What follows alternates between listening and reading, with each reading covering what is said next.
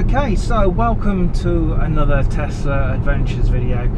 We're going to be talking about the latest software update as of this day in July, which is, of course, I can't actually remember what date it is. What is it? 22nd today?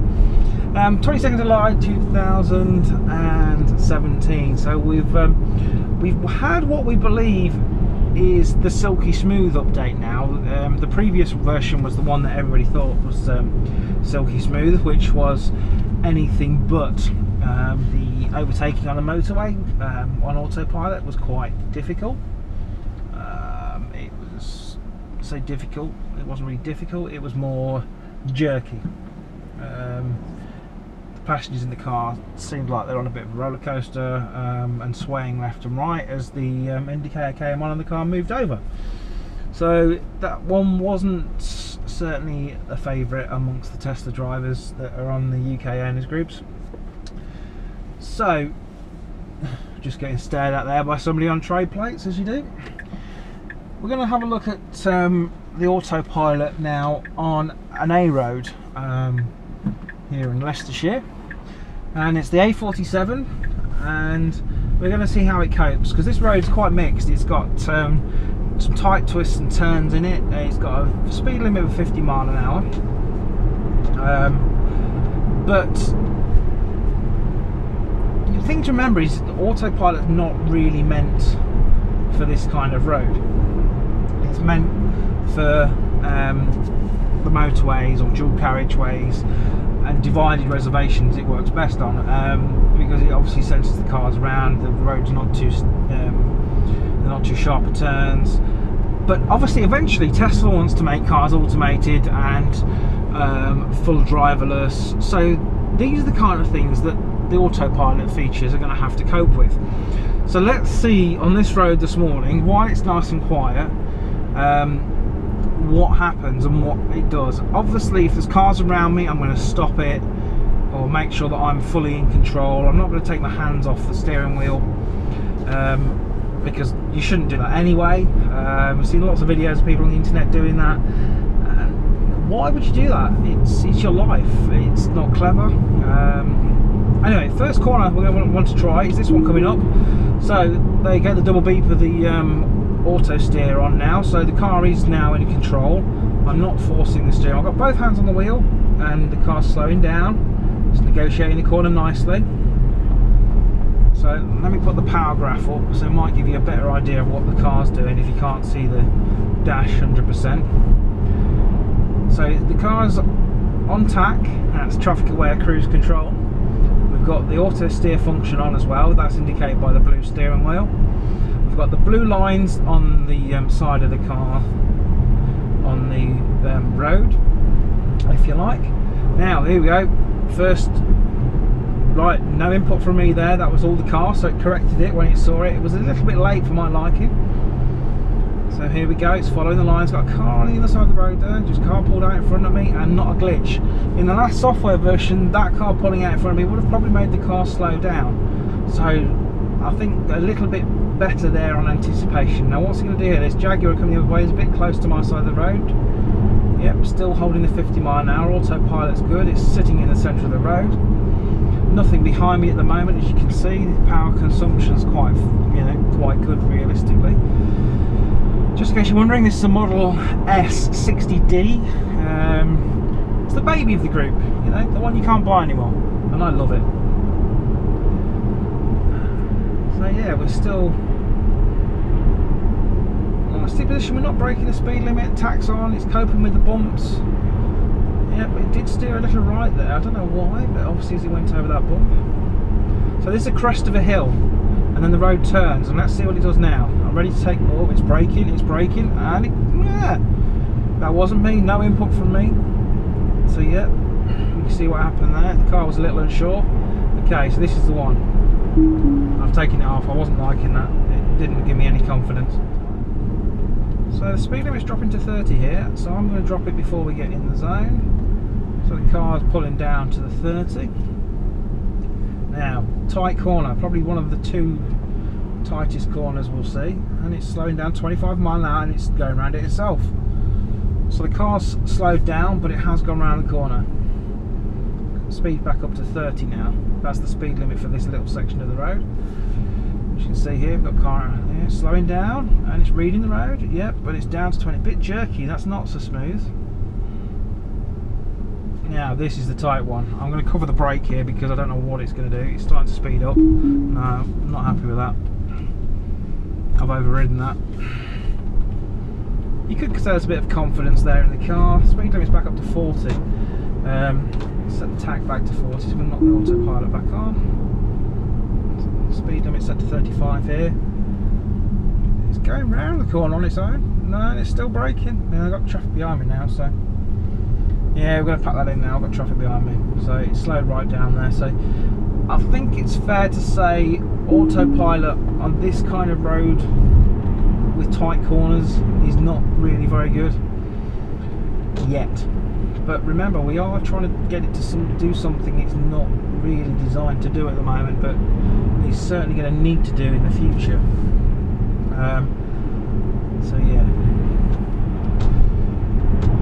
But anyway, let's put it back on for this last corner. See what it does. This is a swooping left going uphill. I've taken it off there. I wasn't quite happy with that car going round the corner. So, put it back on. So you can pretty much draw your own conclusions what's going on in the car here, and whether you think autopilot will ever really be safe. This is certainly a lot better than any previous version. Again, I'm covering the brake here. I've got my hands on the steering wheel. This car slowed down. That's doing it all itself. Nearly got the cat's eye there, not quite, and that's slowing down itself. So it is driving this corner. Remember, I'm covering the brake. There's a person here on the side of the road. Two people on the side of the road, in fact. Okay, I'm coming into a town now. Speed limit's dropped to 40, so I'm going to override the speed and drop that down myself. Car's actually braking there now for that car. Actually, the brake pedal moved, so it did react accordingly. That is good. So I'm very happy, realistically, what's happening here with autopilot. I don't think there's anything majorly to worry about, because I'm getting to do something it shouldn't really be doing yet. Okay, so it's hugging the right hand side lane, or right hand side of the lane, should I say, a little bit for my comfort there. But it is working. It's doing what it's supposed to do. You know, we're back in town, coming into a town now. We're going to knock the autopilot off because it's just irresponsible, I think, to try and get it to do it around here. Car's braking again to go corner. I wouldn't do that if I was driving. Obviously I would lift off, so it's not quite as fluid as we would like. But like I say, this is an A road. I'm knocking the autopilot off there because I'm at traffic lights. It's an A road. It's not a highway. It's not a freeway, whatever you want to call it. It's certainly not a motorway, and it's not a divided road. So that's where autopilot is at the moment. It's best for those certain circumstances. Yeah, but you know, the Tack is much better. So we're going to try it now with Tack on its own. Speed limit here is 40 mile an hour. I'm going to set the Tack to 40 mile an hour. I've got my foot off the accelerator. The car's now driving. I'm in control of the steering. Obviously covering the brake as well if I need to.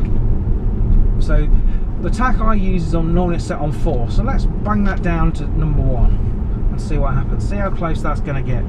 Obviously I'm covering the accelerator. The cars actually in the front are actually going faster than me.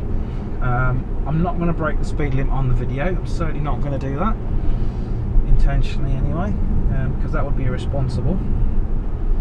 Again, I could use the auto steer here, but I want to see what happens with the Tack as we approach the traffic island down here. I could just stop at the McDonald's.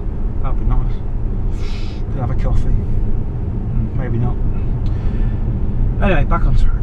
So we've got cars coming out of the Morrisons here quite often. So again, we're on Tack 1. That's the closest you can set it to. My foot's covering the brake, and I'm expecting the car to slow down any second. Now, there it goes. It's off the power. It's slowing to match the car in front. Let's see when the brake pedal comes off. That's on regen at the moment. It's on regen. No braking yet. The pedal hasn't moved. The pedal hasn't moved at all. Let's take it up because I want control for the island. So I've just taken it off there. I must make sure that the car's in full. I'm in full control, not the car for an island at the moment. So let's just close this gap up to this Audi in front. Bit of a sprinter speed. It's 50 mph speed limit. It's a burst of Tesla speed there. Let's knock the traffic back, the Tack back on. So we're on Tack 1, distance 1. Lifting my foot off there now, so we're quite close to the car. We're obviously not up to the speed limit here, but the car in front and the distance between me and the car in front is quite regular. The car in front's obviously slowing down, the Tesla's slowing down. Tesla's not braking yet, no brake lights on. And there it goes. So, Tack is certainly nice. I'm taking control again for the roundabout, knocking the Tack off.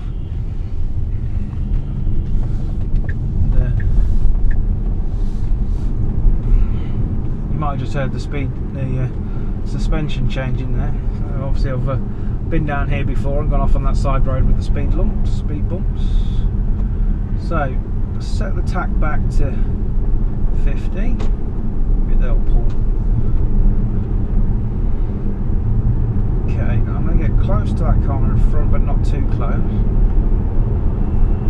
And then I'm going to knock the distance back to 4 where I normally have it.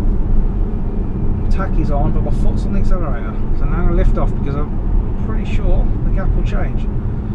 37 mph, speed limit's 50. The gap between me and the Audi in front is quite a good gap.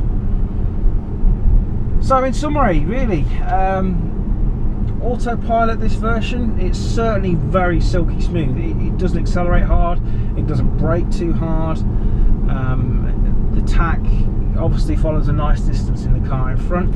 It's having a few wobbles on that A447 there and the twists, but I think that's pretty much to be expected given what we're asking it to do in the stage of development.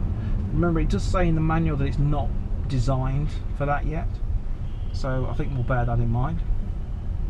So the Tack's still on at the moment. You see the distance it's taken and kept from there. I'm just knocking it off now, and we're going to go into a housing estate now, and that'll be it. So I think it's fair to say that I'm quite happy with the autopilot, considering what it was like. So I haven't got to worry there. So marks out of 10, I think it's a solid 8. I mean, it's not perfect, it's far from perfect, but yeah, I'm quite happy. It's smooth, and yesterday when we tried it on the motorway, it didn't throw the passengers around. I don't think my wife actually noticed I was on autopilot down the motorway, which she normally goes and tells me to drive it myself. So I think really, in the whole scheme of things, that's the main thing there, that Tack works and it was smooth and my wife didn't notice, so that's something, I think. I think that's really the main thing here. So will it notice that car? No, it hasn't noticed it yet. So the incident management thing seems a bit better.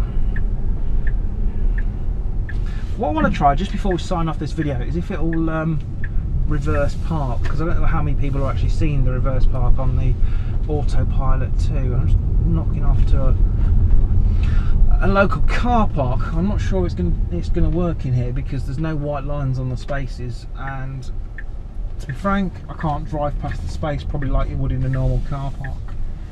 But let's see what it does. Let's just try this. It's probably not going to work in this car park. Whether it'll pick up a space, I don't know, because I can't drive it. It's not going to do it, is it? No, of course it won't. Never a space when you want it to be, because obviously with the perpendicular parking or whatever it's called, you have to be able to drive past the space for the car to know there's a space there. And obviously today the spacing's just not right for me to be able to do that. So I won't be demonstrating that one. And there's no way I can do the parallel parking here because the cars are all parked up. Hang on, let's just try another car park. You can do the parallel parking. There's another one down here. certainly not going to take it into town and do this today.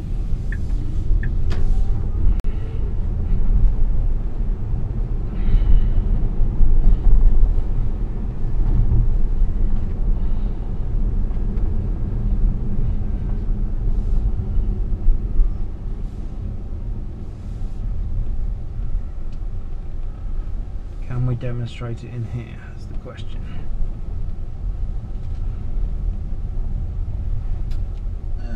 Will it go next to that car? Parked car. Let's have a look.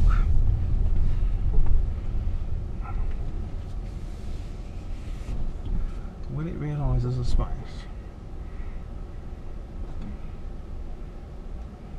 No, because it hasn't got two parked cars. So it's not going to recognise it, is it? Never mind.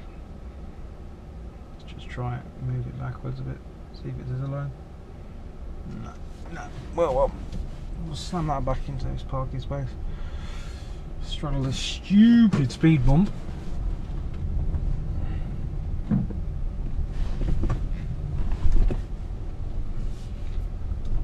Well, that was a waste of memory card, wasn't it?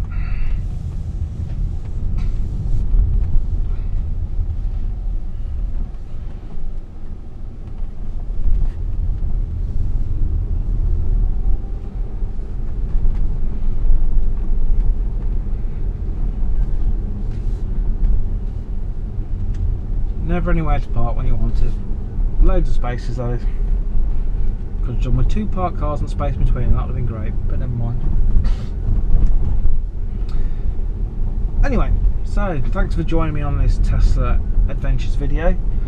Don't forget to subscribe, press the subscribe button, and join us next time. Don't know what the next video will be about, but I'm sure it'll be about something Tesla related. So happy days.